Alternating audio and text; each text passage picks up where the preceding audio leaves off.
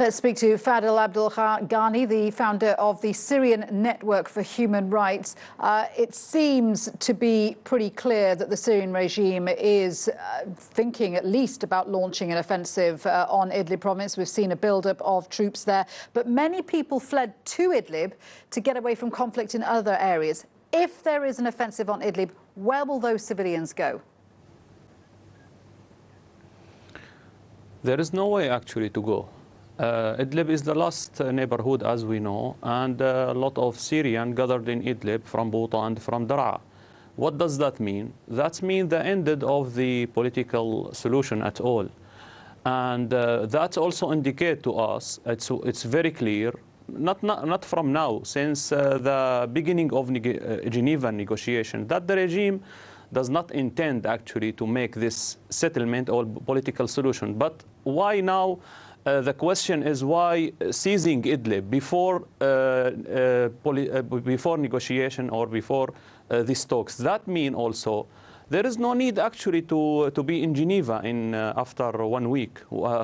Discussing the constitution process and election.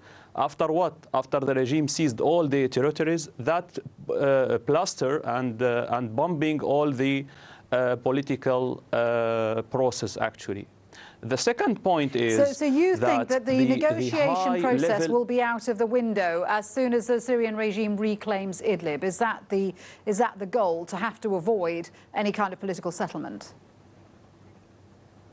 Yeah, of course, and that required a huge intervention from the civilized country who's care about the political process, especially the United States, the UK, the France, who has announced their participation again in the Geneva process. What is the meaning of the Geneva process after the regime seized Idlib again and displaced more, at least 1 million again, and we don't know, maybe 10,000 casualties lost from the Idlib territories.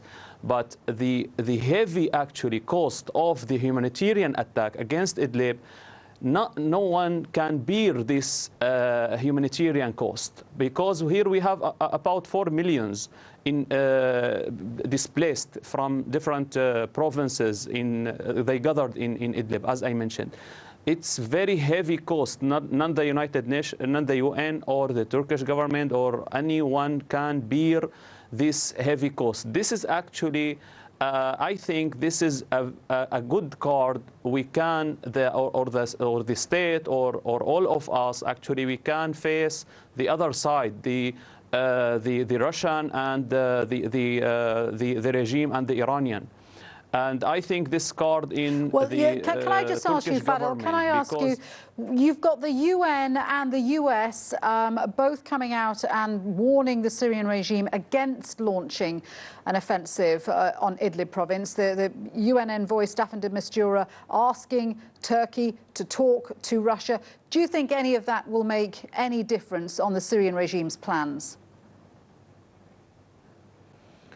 I think that will make difference if there is like decisive movement against the regime itself and his allies. If he noticed that there is action will be taken, if the regime take further step and start bombing Idlib, the regime and the Russian will stop.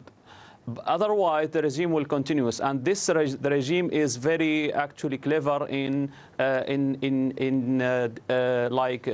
taking the advantage and trying to see what is the reaction, the regime and the Russian as well. But if it's just a statement, the regime will move ahead.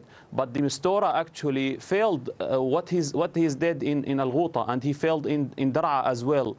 So the Mistura statement without action, he didn't threaten at all that the political process will end.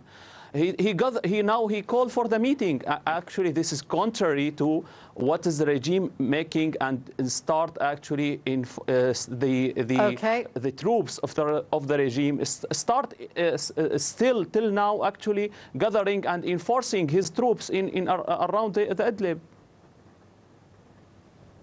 Fadel, thank you very much indeed for that. We have to leave it there. Fadel Abdul Ghany there.